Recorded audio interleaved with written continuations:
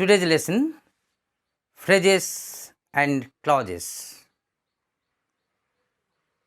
আমরা আমাদের মনের চিন্তা ভাবনাকে প্রকাশ করি তিন ধরনের বাক্যের মাধ্যমে। তিন ধরনের বাক্য হলো সিম্পল সেন্টেন্স, কমপ্লেক্স সেন্টেন্স এবং কম্পাউন্ড সেন্টেন্স। মনে রাখতে হবে যে বাক্যের মধ্যে একটা সাবজেক্ট এক বা একাধিক হতে পারে এবং প্রেডিকেট থাকে তাকে বলা হয় সিম্পল সেন্টেন্স।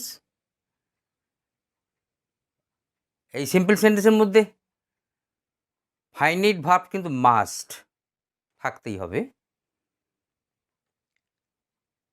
আর একটা জিনিস মনে রাখতে হবে, এই সিম্পল সেন্টেন্সের মধ্যে ফ্রেজের ব্যবহারটা লক্ষ্য করা যায়, আর কমপ্লেক্স কম্পাউন্ডের মধ্যে ক্লজের ব্যবহার লক্ষ্য করা যায়। এখন প্রশ্ন হলো, ফ্রেজ বা ক্লজ কাকে বলে? মনে রাখতে হবে ফ্রেজ বা ক্লজ এই দুটোই কয়েকটা ওয়ার্ডসের সমষ্টি, এ গ্রুপ অফ ওয়ার্ডস। তবে ফ্রেজের যে গ্রুপ অফ ওয়ার্ডস হয় তার মধ্যে সাবজেক্ট এবং ফাইনাইট ভার্ব দুটো থাকে না। আর এই ফ্রেজগুলো বাক্যের মধ্যে বসে, এরা ওই 6টা পার্টস অফ স্পিচের প্রতিনিধি হয়ে।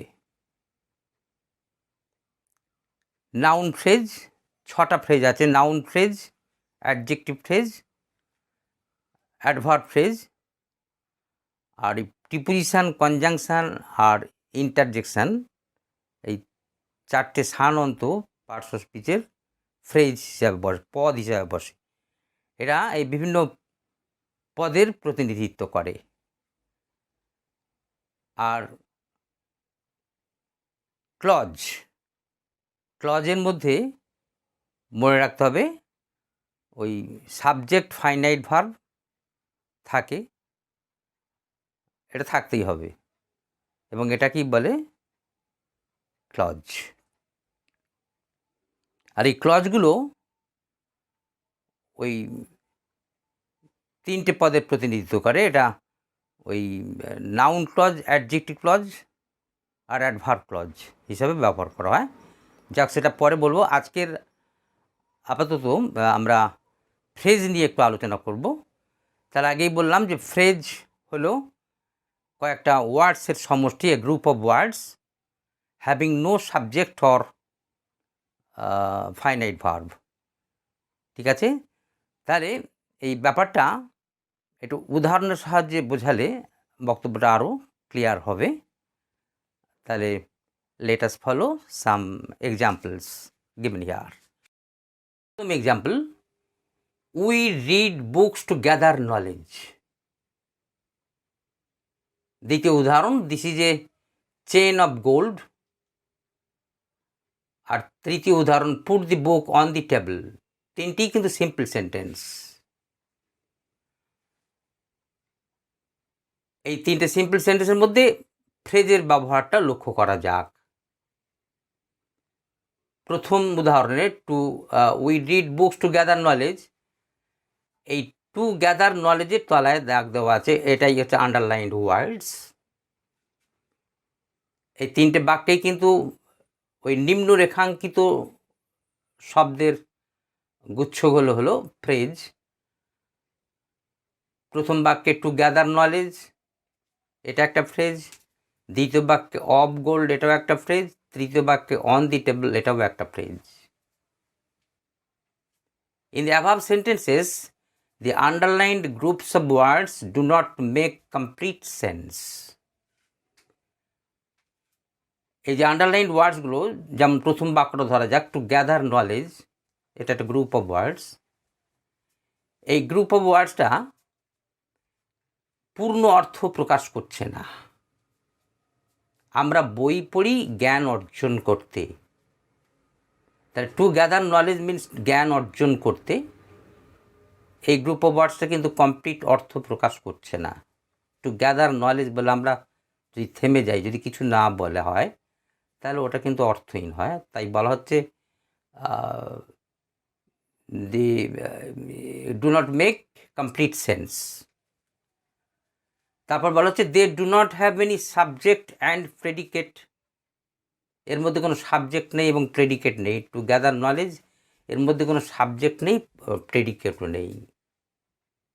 এখন সাবজেক্ট প্রেডিকেট সম্পর্কে একটু ধারণাটা ক্লিয়ার করা যাক। প্রথম বাক্য ধরা যাক, we read books to gather knowledge. এটা একটা সিম্পল সেন্টেন্স, এটা একটা বাক্য। এখন যার সম্বন্ধে কিছু বলা হয় সেটাকেই বাংলায় বলে উদ্দেশ্য এবং ইংরেজিতে বলে subject. We read books to gather knowledge কার সম্বন্ধে বলা হচ্ছে? উই সম্পর্কে বলা হচ্ছে, আমাদের সম্পর্কে বলা হচ্ছে। তাহলে উইটা সাবজেক্ট। আর বলা হয় যে সাবজেক্ট বা উদ্দেশ্য সম্পর্কে যা কিছু বলা হয় সেটা প্রেডিকেট। তাহলে কি বলা হচ্ছে? Read books to gather knowledge, এইটুকুই বলা হচ্ছে। তাহলে এটা প্রেডিকেট পোর্শন। তাহলে এটা একটা, তাহলে সিম্পল সেন্টেন্সের যে বৈশিষ্ট্য, সেই বৈশিষ্ট্য এর মধ্যে বিদ্যমান। একটা সাবজেক্ট আছে আর প্রেডিকেটও আছে।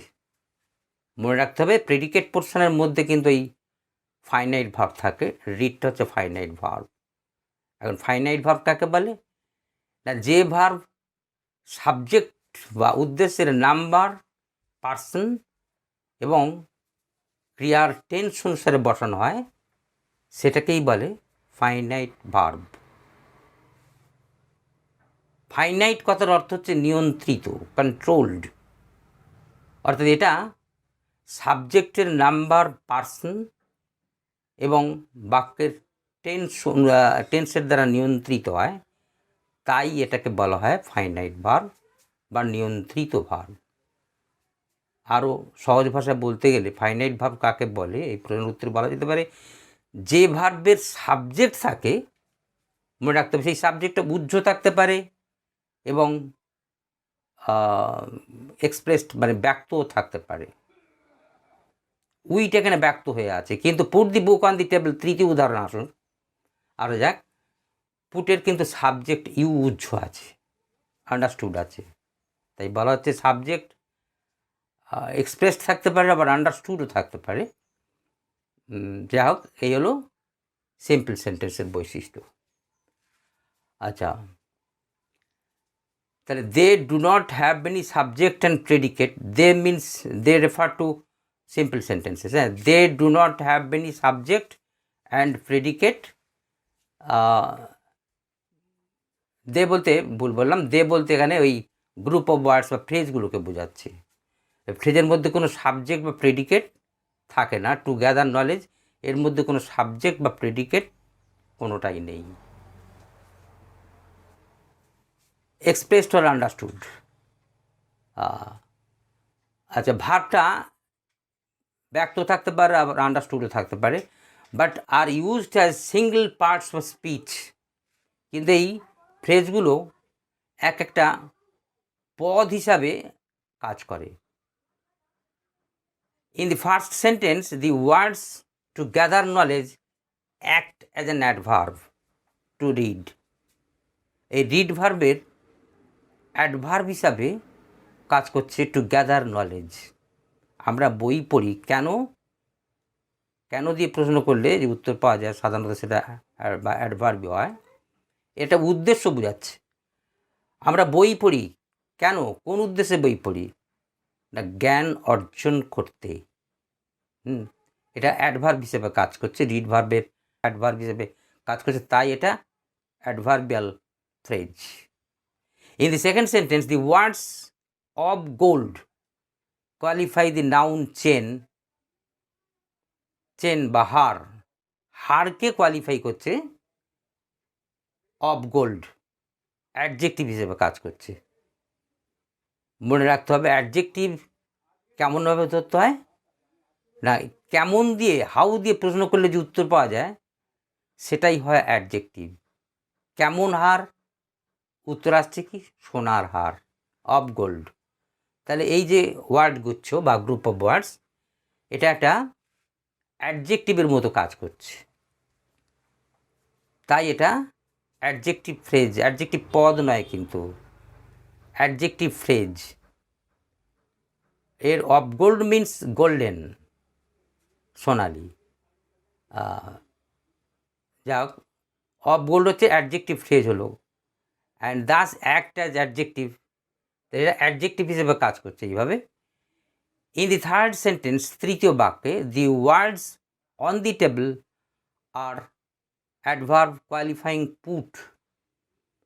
অর্থাৎ তৃতীয় বাক্যে পুট এই ভার্বকে কোয়ালিফাই করছে অন দি টেবল এই ওয়ার্ড গুচ্ছটি।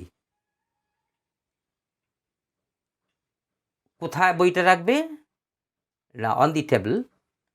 এটা হচ্ছে স্থানবাচক অ্যাডভার্ব, তাই এটা পুট ভার্বের যেহেতু অ্যাডভার্ব হিসেবে কাজ করছে, অতএব এটা adverbial phrase. that these groups of words are called phrases। তাহলে এই সমস্ত ওয়ার্ড গুচ্ছ বা শব্দগুচ্ছকে বলা হয় phrase.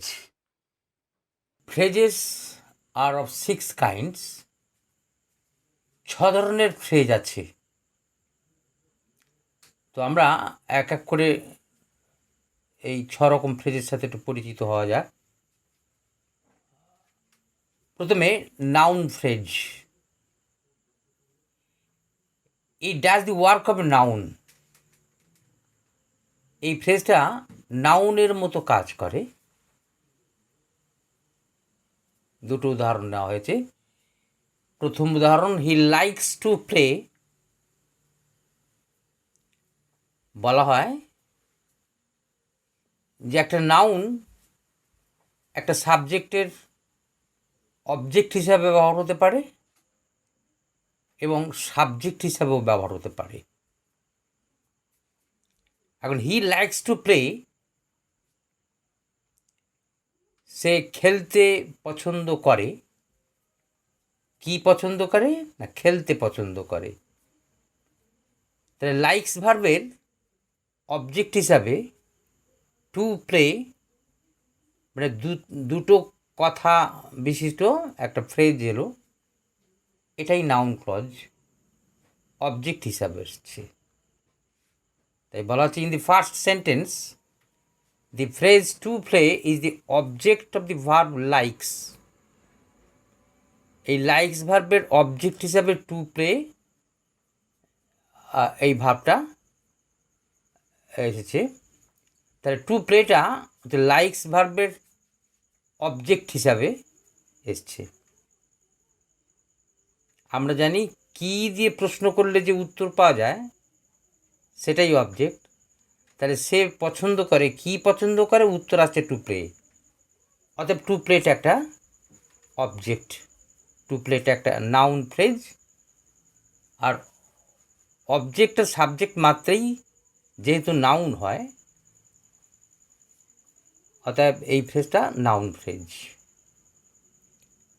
In the second sentence the phrase to work is the subject of the verb is. দ্বিতীয় বাক্যে to work is a good exercise. এই টু ওয়ার্ক এটা ইনফিনিটিভ হিসাবে বাক্যের একেবারে সাবজেক্ট হিসাবে বসেছে। টু ওয়ার্ক, টু একটা ওয়ার্ড, ওয়ার্ক একটা ওয়ার্ড, তাহলে দুটো ওয়ার্ড মিলে একটা ফ্রেজ হলো। আর যেহেতু এটা সাবজেক্ট হিসেবে বসেছে, অর্থাৎ নাউন ফ্রেজ, ইজ ভার্বের সাবজেক্ট হিসেবে বসেছে। তাই বলা হচ্ছে in the second sentence the phrase to work is the subject of the verb is.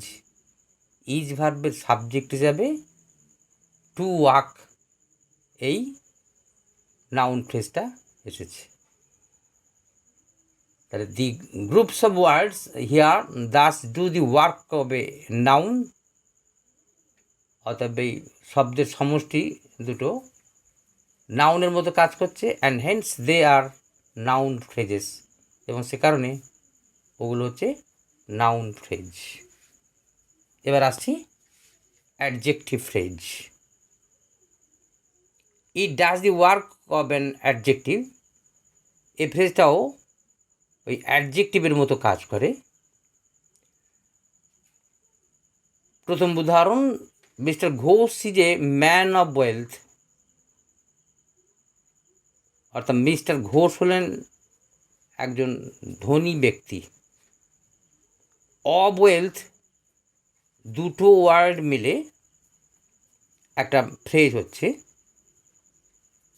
Of wealth means ধনী, mister Ghosh is a man of wealth, mister Ghosh হলেন একজন ধনী ব্যক্তি। এই কথাটা আমরা এইভাবে বলতে পারি, mister Ghosh is a wealthy man. Wealthy কথাটা একটা শব্দ বিশেষ একটা অ্যাডজেক্টিভ পদ, সেটা ম্যানের আগে বসানো যায়। কিন্তু যে মুহূর্তে অবওয়েলথ দুটো কথা মিলে সম্পদশালী বা ধনী অর্থ ব্যক্ত করতে, সেই মুহূর্তে এটা একটা অ্যাডজেক্টিভ ফ্রেজ হয়ে যাচ্ছে। মনে রাখতে হবে, অ্যাডজেক্টিভ ফ্রেজ যদি হয়, সেই অ্যাডজেক্টিভ ফ্রেজটা সবসময় নাউনের পরে বসানো হয়। এই কারণে ম্যানের আগে না বসে ম্যানের পরে বসেছে। আমরা দ্বিতীয় উদাহরণে আসছি। The students in the class stood up. এখানে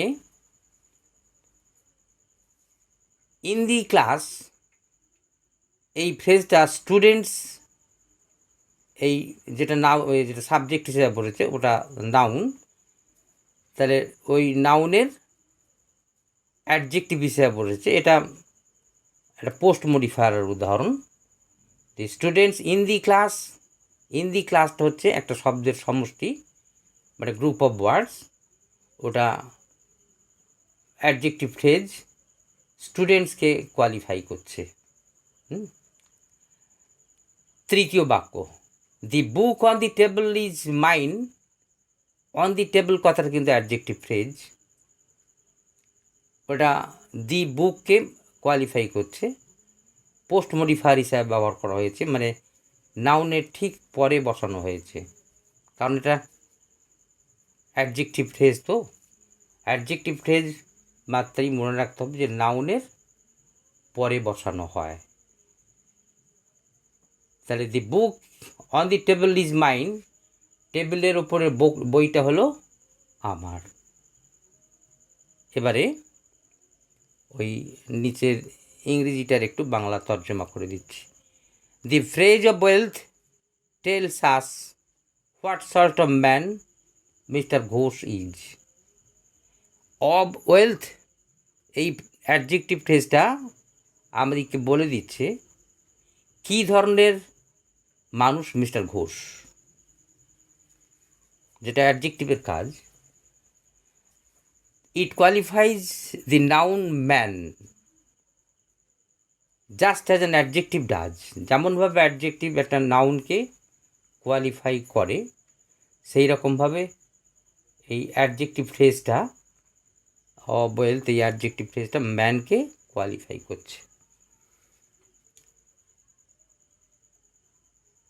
ইট therefore does the work of an adjective. অতএব এটা অ্যাডজেক্টিভ পদের মতো এটা কাজ করছে। Similarly the phrases in the class, on the table are adjectives of voice and book respectively. একইভাবে the phrases in the class আর on the table দুটি অ্যাডজেক্টিভ ফ্রেজ, এরা যথাক্রমে বয়েজ আর বুকের অ্যাডজেক্টিভ ফ্রেজ হিসাবে কাজ করছে। কারণ এটা অ্যাডজেক্টিভ ফ্রেজ, তাই গেল নাউনের আগে না বসে নাউনের পরে বসেছে। ঠিক আছে, এই গেল দুটো ফ্রেজ, নাউন ফ্রেজ এবং অ্যাডজেক্টিভ ফ্রেজ। এরপরে আসছে অ্যাডভার্বিয়াল ফ্রেজ। এখন আমরা বুঝব অ্যাডভার্বিয়াল ফ্রেজ। এখানে 4টে কলাম করা হয়েছে, আর হাউ হাউ হাউ 4বার আছে, হোয়েন, হোয়ার, এই সমস্ত WH ওয়ার্ড দিয়ে প্রশ্ন করলে যে উত্তর পাওয়া যাবে সেটাই হয় অ্যাডভার্ব, তা নাহলে অ্যাডভার্বিয়াল ফ্রেজ হবে। আচ্ছা, দেখা যাক। 1 নম্বরে আছে he writes quickly or in a quick manner. এখন প্রশ্ন করা যায়, হাউ ডাজ হি রাইট? এই প্রশ্নের উত্তরে যদি সিঙ্গল ওয়ার্ডে আসে হাউ ডাজ হি রাইট, সে কীভাবে লেখে, উত্তর আসতে পারে দুভাবে, সিঙ্গল ওয়ার্ডে quickly or in a quick manner. দুটোর মানেই কিন্তু একই, শীঘ্র বা তাড়াতাড়ি, সে তাড়াতাড়ি লেখে। এই কুইকলি হচ্ছে অ্যাডভার্ব পদ, আর ফ্রেজ হচ্ছে অ্যাডভার্বিয়াল ফ্রেজ, কারণ একাধিক ওয়ার্ড এসছে ইন এ কুইক ম্যানার। 4টে ওয়ার্ড এসছে, একটা গ্রুপ অফ ওয়ার্ডস হয়েছে এখানে। এটা ফ্রেজ, আর এটা অ্যাডভার্বের মতো আচরণ করছে, তাই এটা অ্যাডভার্বিয়াল ফ্রেজ। তাহলে এবারে 2 নম্বরে আসছি, she behaved politely or in a polite way. How did she behave, উত্তর আসছে পোলাইটলি, সিঙ্গল ওয়ার্ডে, এটাই হচ্ছে অ্যাডভার্ব। আর ইন এ পোলাইট ওয়ে, এটা একাধিক ওয়ার্ডে আসছে, মানে গ্রুপ অফ ওয়ার্ডস হিসেবে আসছে, অতএব এটা ফ্রেজ হলো। মানে কি হলো, সে আচরণ করেছিল ভদ্রভাবে। পোলাইটলি মানে যা, ইন এ পোলাইট ওয়েও একই মানে। তাহলে পোলাইট ওয়ে এটা হচ্ছে অ্যাডভার্বিয়াল ফ্রেজ, পোলাইটলি হলো অ্যাডভার্ব। 3 নম্বরে he did it cautiously or with caution. এটার মানে হলো সে এই কাজটা করেছিল সাবধানতার সাথে, সাবধানে এবং সাবধানতার সাথে, উইথ কশান, সাবধানতার সাথে। তাহলে কশাসলি হলো অ্যাডভার্ব, আর উইথ কশান এটা হচ্ছে অ্যাডভার্বিয়াল ফ্রেজ হলো। 4th উদাহরণ, he reads attentively or with attention. সে মনোযোগ সহকারে পড়ে। প্রশ্ন করা যায় সে কিভাবে পড়ে, হাউ ডাজ হি রিড, উত্তর আসতে পারে সিঙ্গল ওয়ার্ডে অ্যাটেন্টিভলি, এটা হবে অ্যাডভার্ব পদ, আর উইথ অ্যাটেনশান মনোযোগের সাথে, এই অর্থে এটা adverbial phrase. 5, we shall play now or at this moment. আমরা খেলবো, এখন খেলবো, অথবা এই মুহূর্তে খেলবো। যদি আমরা হোয়েন দিয়ে প্রশ্ন করি, হোয়েন উইল ইউ প্লে, তোমরা কখন খেলবে, উত্তর হিসাবে আসছে উই শ্যাল প্লে নাও। তাহলে উত্তর হিসেবে আসছে নাও, নাও তাহলে এটা অ্যাডভার্ব, আর অ্যাট দিস মোমেন্ট এটা হলো adverbial phrase. 6, he will be back shortly or in a short time. এটার মানে হচ্ছে সে শীঘ্র ফিরে আসবে। শর্টলি এখানে শীঘ্র অর্থে বসছে, অথবা ইন এ শর্ট টাইম, খুব অল্প সময়ের মধ্যে ফিরবে। তাহলে when will he be back, উত্তর আছে শর্টলি, শর্টলিটা adverb, in a short time, এটা হলো adverbial phrase. 7, God is everywhere or at all places. ঈশ্বর সর্বত্র আছেন। হোয়ার দিয়ে প্রশ্ন করলে হবে কেমন, হোয়ার ইজ গড, ঈশ্বর কোথায় আছেন, উত্তর আসছে সিঙ্গল ওয়ার্ড আসছে এভরিহোয়ার, আর গ্রুপ অফ ওয়ার্ডস আসছে অ্যাট অল প্লেসেস। তাহলে এভরিহোয়ার এটা অ্যাডভার্ব পদ, আর অ্যাট অল প্লেসেস সেটা অ্যাডভার্বিয়াল ফ্রেজ হলো। The phrases we find here do the work of an adverb. আমরা যে এখানে ফ্রেজগুলো দেখলাম এগুলো অ্যাডভার্বের মতো কাজ করছে। They modify a verb or adjective or another adverb. অর্থাৎ এই ফ্রেজটা কোনো একটা অ্যাডজেক্টিভ অথবা ভার্ব অথবা অন্য কোনো অ্যাডভার্বকে মডিফাই করছে, তাই এগুলো অ্যাডভার্ব বা অ্যাডভার্বিয়াল ফ্রেজ হচ্ছে। এবারে আমরা আসছি প্রিপোজিশনাল ফ্রেজেতে। এখানে 5টা কলাম করা হয়েছে।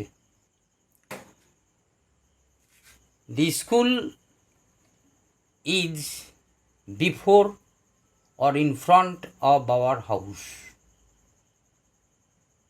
স্কুলটা কোথায়? এই স্কুলটা হলো আমাদের বাড়ির সামনে।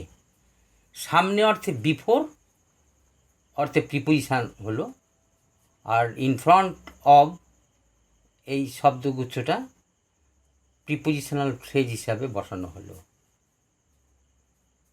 দ্বিতীয় উদাহরণ, the cowshed is beside or by the side of the farmhouse. অর্থাৎ গোয়াল ঘরটা হলো ওই কৃষি খামারের পাশে। বিসাইড পাশে অর্থে বিসাইড হচ্ছে প্রিপোজিশান, এটা সিঙ্গেল ওয়ার্ড তাই এটা প্রিপোজিশান। আর ওই একই অর্থে বাই দি সাইড অফ, এটা কিন্তু 4টে ওয়ার্ডে একটা ফ্রেজ হয়েছে, এটাই প্রিপোজিশনাল ফ্রেজ। তৃতীয় উদাহরণ, he got many things besides or in addition to a gold coin. সে অনেক জিনিস পেয়েছিল একটা সোনার মুদ্রা ছাড়া। বিসাইডস কথাটা এখানে ছাড়া বা ব্যতীত অর্থে বসছে। বিসাইডস একটা সিঙ্গেল ওয়ার্ড, এটা হলো প্রিপোজিশান, কিন্তু ইন অ্যাডিশান টু এটা একটা গ্রুপ অফ ওয়ার্ডস, 3টে ওয়ার্ডে একটা গ্রুপ হয়েছে, এটা হলো প্রিপোজিশনাল ফ্রেজ। চতুর্থ উদাহরণ, he was absent for or on account of his illness. সে তার অসুস্থতার কারণে অনুপস্থিত ছিল। তাহলে এখানে ওই ফরটা হচ্ছে প্রিপোজিশান জন্য অর্থে, আর অন অ্যাকাউন্ট অফ ওই একই অর্থে প্রিপোজিশনাল ফ্রেজ হিসাবে বসেছে। ঠিক আছে, এছাড়া আরও অনেক প্রিপোজিশনাল ফ্রেজ আছে, সেগুলো এখানেও উল্লেখ করা হয়েছে। In the midst of means মধ্যে, in lieu of, instead of দুটোরই মানে পরিবর্তে। ইন ভিউ অফ বিবেচনায় বা বিবেচনা করে, এই অর্থে আরও একটা মনে পড়ছে, সেটা হচ্ছে ইন কনসিডারেশান অফ, এটাও মানে বিবেচনায়। অ্যাকর্ডিং টু অনুযায়ী, ইন অ্যাকর্ডেন্স উইথ অনুসারে, বাই ভার্চু অফ দরুন বা বলে, কোনো কিছুর বলে। ইন অর্ডার টু উদ্দেশ্যে, in the event of. In the event of কথার অর্থ হলো হলে বা ঘটলে বা যদি ঘটে তবে, এই অর্থে ইন দি ইভেন্ট অফ কথাটা বলা হলো। উইথ রেফারেন্স টু, এটা মানে হচ্ছে প্রসঙ্গে বা উল্লেখপূর্বক। রেফার টু মানে উল্লেখ করা, তার নাউনটা বসানো হচ্ছে উইথ রেফারেন্স। ওই উইথ রেফারেন্স টু হচ্ছে উল্লেখপূর্বক। উইথ এ ভিউ টু, এটার মানে হচ্ছে উদ্দেশ্যে। তাহলে এই সমস্ত প্রিপোজিশনাল ফ্রেজের সাথেও একটু পরিচিত হওয়া দরকার। Finally, the phrases we find here do the work of preposition, showing the relation of a noun or noun equivalent with the other parts of sentence. অর্থাৎ এখানে যে ফ্রেজগুলো দেখানো হলো এগুলো প্রিপোজিশন হিসেবে কাজ করে, আর এটা এই প্রিপোজিশনের পরে যে নাউন বা নাউন ইকুইভ্যালেন্টটা বসে, ওই নাউন বা নাউন ইকুইভ্যালেন্টের সাথে সেন্টেন্সের বাকি অংশের সম্পর্কটা দেখিয়ে দেয়। এটা কি বলা হয়, এই জন্যই বলা হয় এটাকে প্রিপোজিশনাল ফ্রেজ। এবারে হবে কনজাংশন ফ্রেজেস আর interjection phrases. Conjunction phrases: Ram as well as Sam was there. Ram এবং শ্যাম সেখানে ছিল। as well as এটা একটা group of words having no finite verb, এবং এটা একটা কনজাংশনের মতো কাজ করছে। রাম এবং শ্যাম এই দুই প্রপার নাউনকে যুক্ত করছে,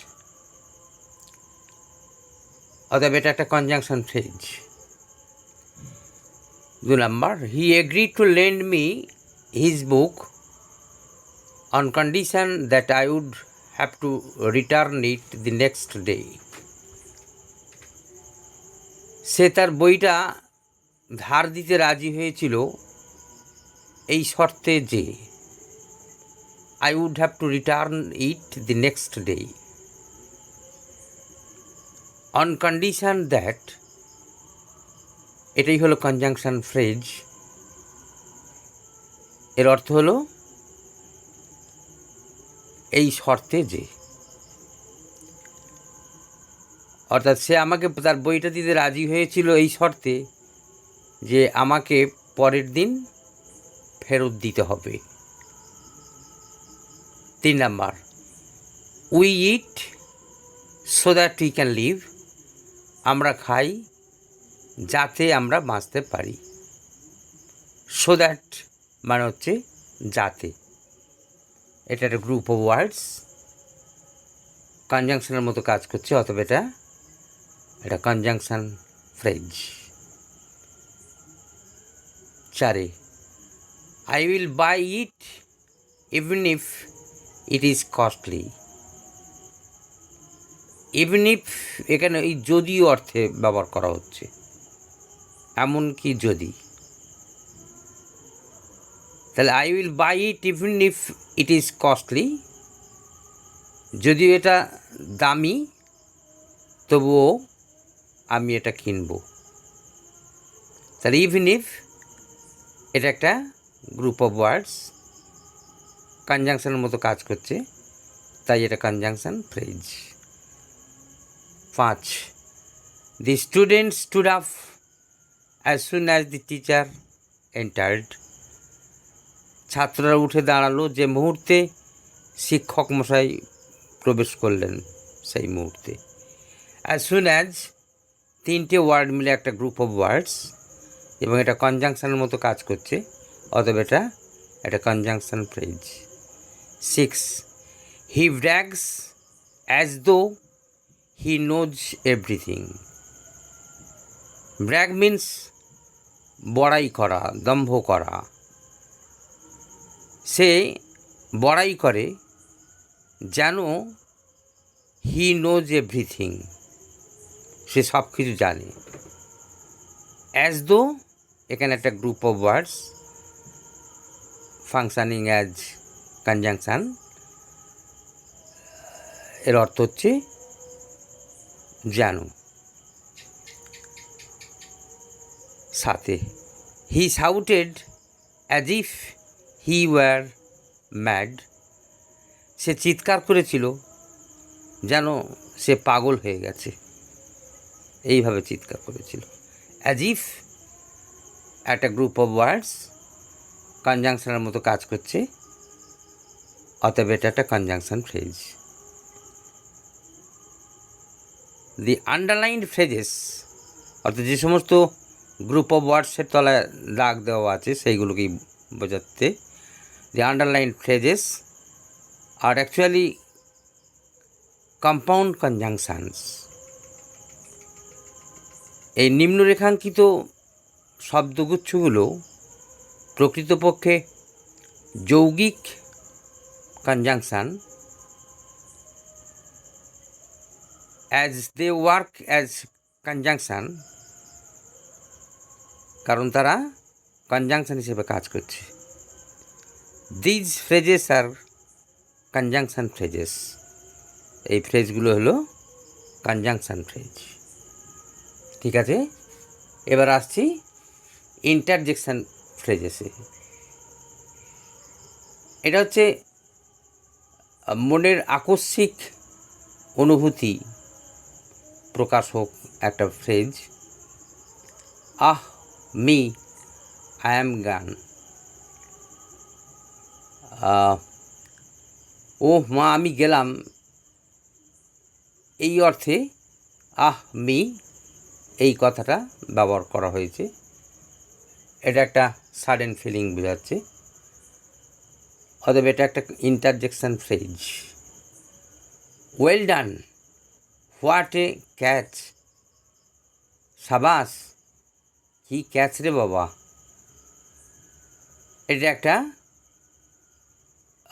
সাডেন ফিলিং বোঝাচ্ছে। ওয়েল ডান একটা গ্রুপ অফ ওয়ার্ডস, অতএব এটা একটা ইন্টারজেকশন ফ্রেজ। তিনে, ফর সেম ডোন্ট আটার দিজ ওয়ার্ডস, তোমাকে ধিক এই কথাগুলো আর বলো না।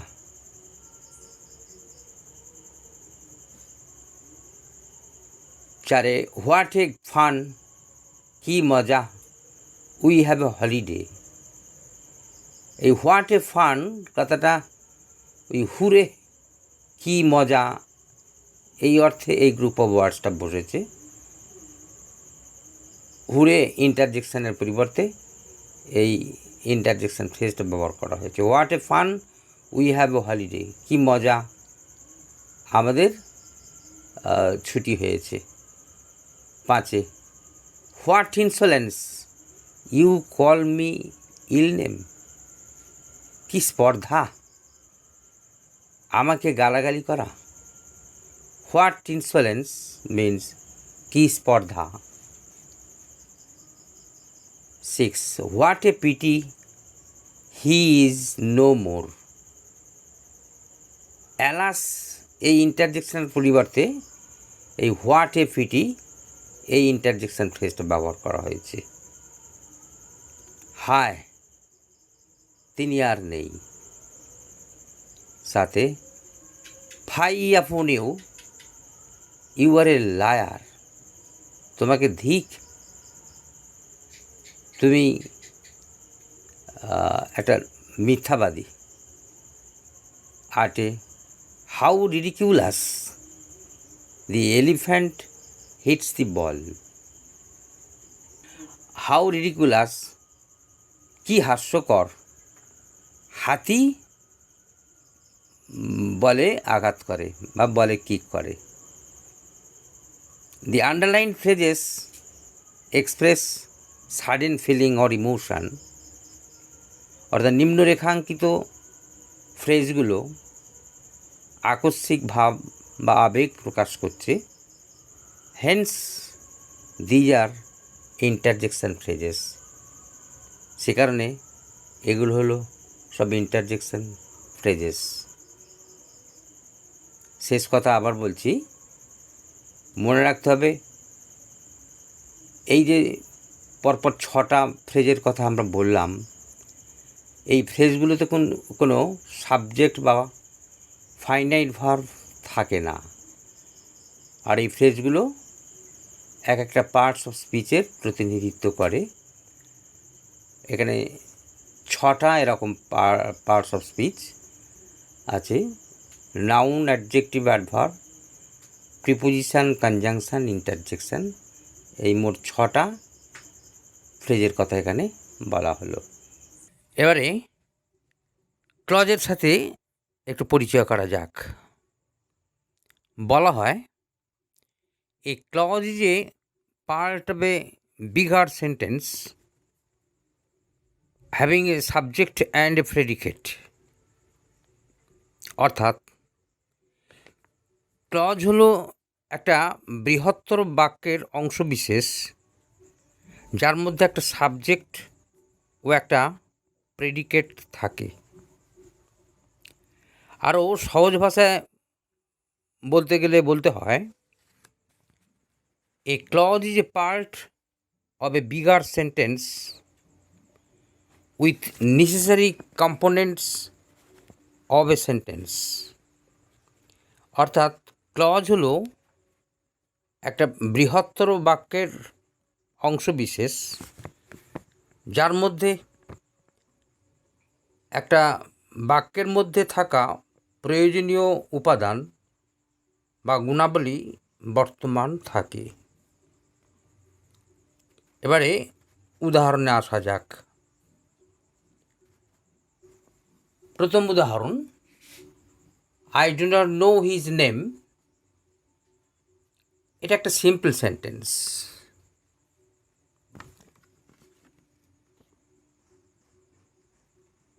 I do not know his name, আমি তার নাম জানি না।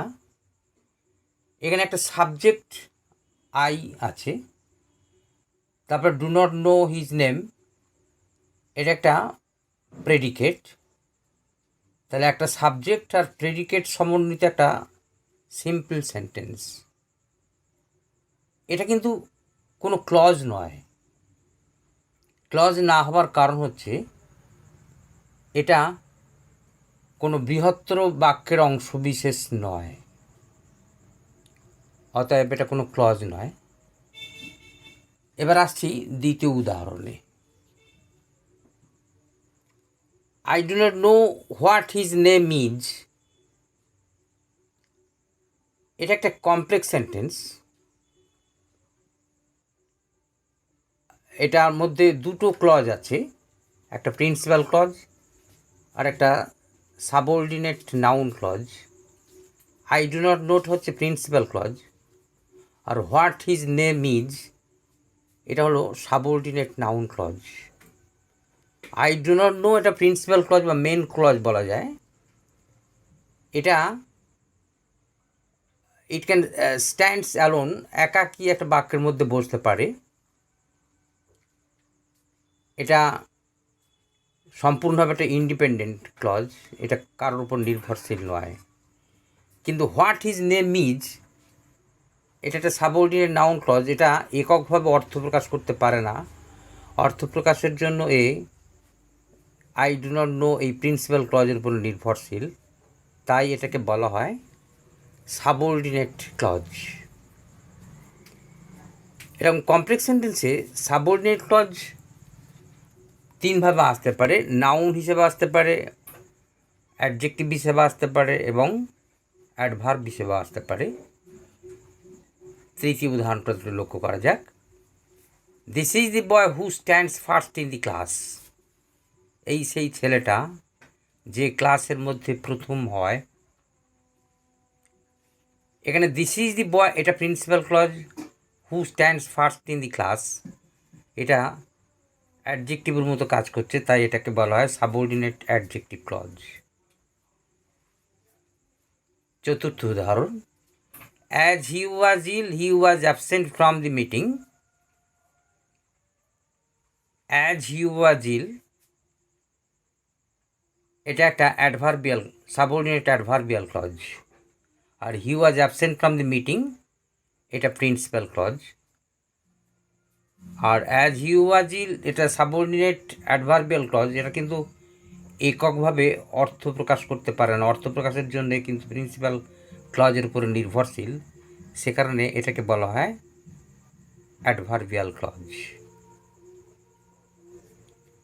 তাহলে দেখা যাচ্ছে একটা কমপ্লেক্স সেন্টেন্সে একটা প্রিন্সিপাল ক্লজ অবশ্যই থাকতে হবে, তারপরে এক বা একাধিক সাবঅর্ডিনেট ক্লজ মানে নাউন ক্লজ, অ্যাডজেক্টিভ ক্লজ বা অ্যাডভার্ব ক্লজ থাকতে পারে, তাকেই বলা হয় কমপ্লেক্স সেন্টেন্স। এখানে একটা মেন ক্লজ থাকে বা প্রিন্সিপাল ক্লজ থাকে আর সাবঅর্ডিনেট ক্লজ থাকে। উদাহরণ 5, he is poor but he is honest. এটা একটা কম্পাউন্ড সেন্টেন্স, যেটাকে বলা হয় যৌগিক বাক্য বাংলায়।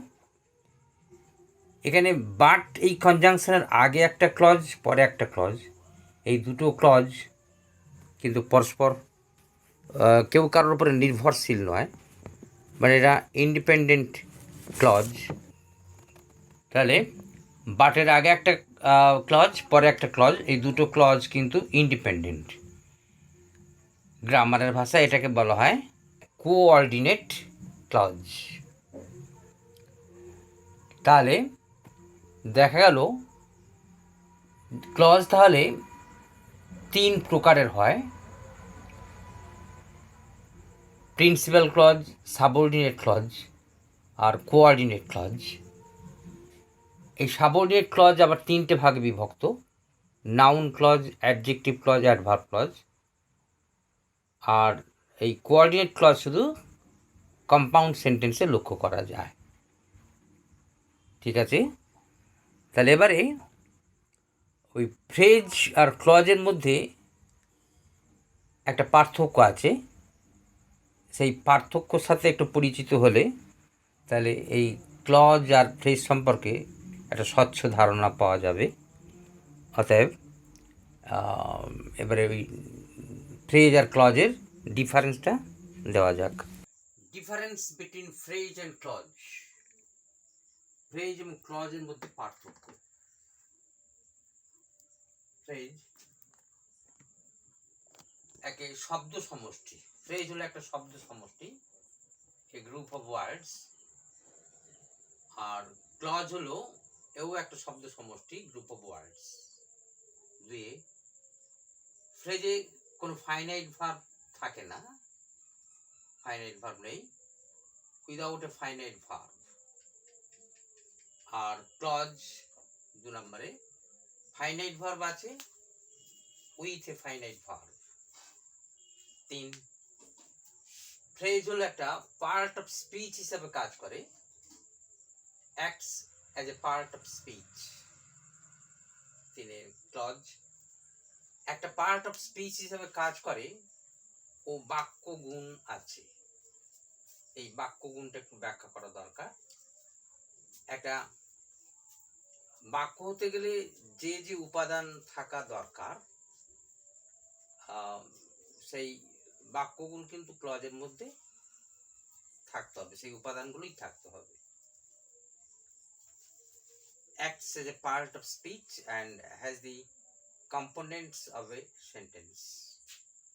4 নম্বরে ফ্রেজ হলো বিভিন্ন পার্ট অফ স্পিচের কাজের ধরন অনুসারে এই ফ্রেজগুলোর বিভিন্ন নাম দেওয়া হয়। যেমন যে গ্রুপ অফ ওয়ার্ডস বা ফ্রেজ নাউন হিসেবে কাজ করে সেটাকে বলা হয় নাউন ফ্রেজ, যেটা অ্যাডজেক্টিভ হিসেবে কাজ করে অ্যাডজেক্টিভ ফ্রেজ। এরকম যে যেমন কাজ করে সেই অনুসারে তাদের নামকরণ করা হয়, named after they act as. Here they refer to phrases. Clause 4 নম্বরে বলা হচ্ছে ইন্ডিপেন্ডেন্ট ক্লজ ছাড়া শুধু নাউন, অ্যাডজেক্টিভ ও অ্যাডভার্ব ক্লজ, এই 3 প্রকার সাবঅর্ডিনেট ক্লজ আছে। Sub clause means subordinate clause.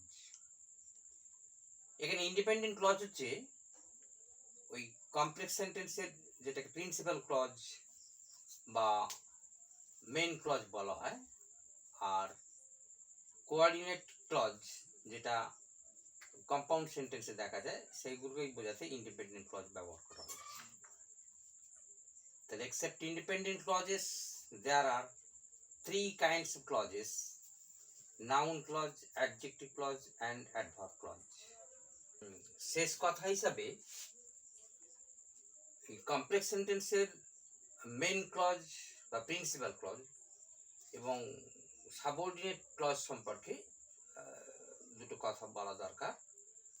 Complex সেন্টেন্সের মেইন ক্লজ বা প্রিন্সিপাল ক্লজ হলো সম্পর্কে বলা হয় কি, it is the main part of a sentence. মানে কমপ্লেক্স সেন্টেন্সের মূল অংশ হচ্ছে main ক্লজটা। It can make a clear it can make a clear sense and can stand alone. অর্থাৎ এই মেন ক্লজটা পরিষ্কার অর্থ ব্যক্ত করে এবং এটা বাক্যের মধ্যে একাকীও বসতে পারে। It can stand alone.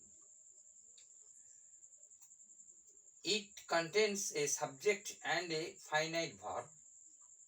এর মধ্যে একটা সাবজেক্ট থাকে এবং একটা ফাইনাইট ভার্ব থাকে। এবারে সাবঅর্ডিনেট ক্লজ সম্পর্কে, কমপ্লেক্স সেন্টেন্সের সাবঅর্ডিনেট ক্লজ সম্পর্কে বলছি। আগে বলা হয়েছে যে সাবঅর্ডিনেট ক্লজ 3 প্রকারের হয়: subordinate noun clause, subordinate adjective clause এবং subordinate adverbial clause. It does not form the main part of a sentence. এটা এই কমপ্লেক্স সেন্টেন্সের কিন্তু মেন পার্ট নয়। It cannot make a clear sense. এটা পরিষ্কার অর্থ ব্যক্ত করতে পারে না।